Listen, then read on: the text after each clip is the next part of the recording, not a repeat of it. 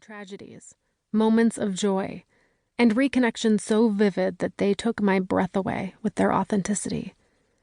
I have seen my own life flash across my mind and heard the same from others.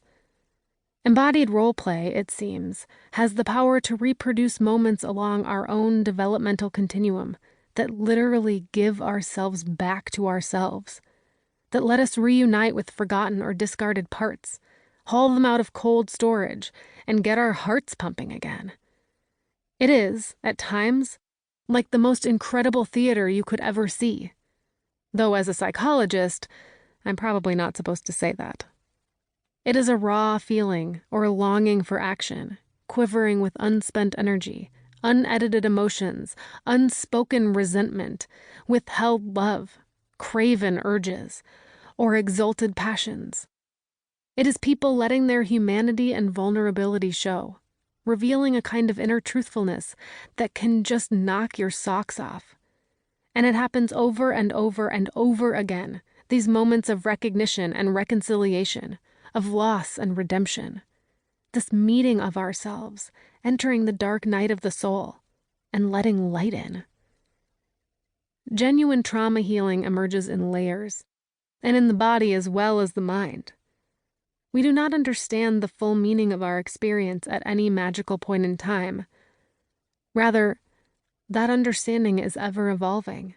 Clients continue to amend and refine their interpretations of relational dynamics and moments that shaped them as more pieces of the puzzle come into view, and they sense themselves more fully as present in the moment.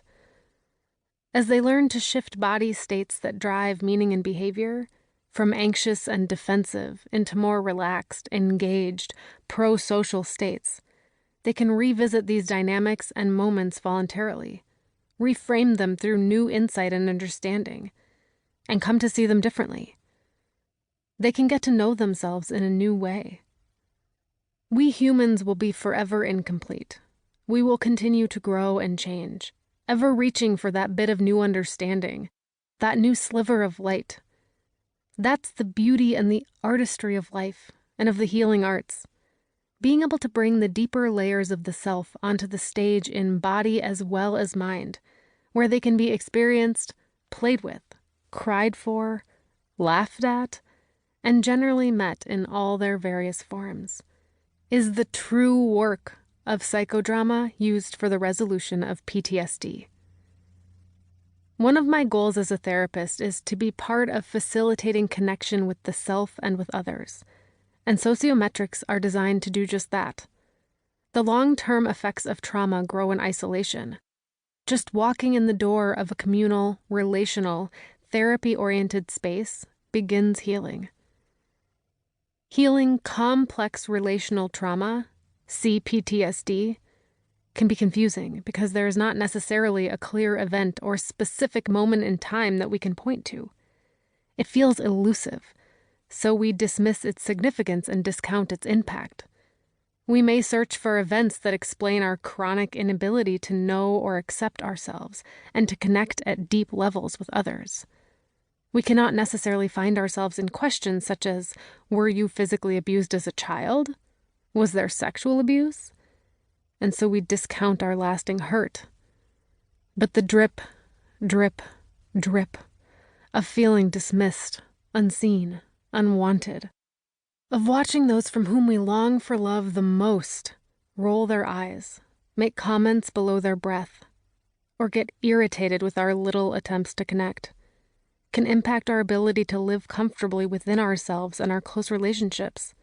It can lead us to shut down our own feelings of neediness and dependency in an effort to feel safe and whole. As children, in order to avoid the pain of feeling unseen or unaccepted for who we are, we may develop the habit of disconnecting with parts of ourselves that feel injured and dismissed. We withdraw from deep connection, both with those inner parts and intimate connection with others. We learn that needing or even loving hurts, and it's better to go numb, dissociate, or withdraw. Because we relegate these hurt inner parts to a state of unconsciousness, they can feel far away from our day-to-day lives. We barely know they're there. So later in life, when these children, now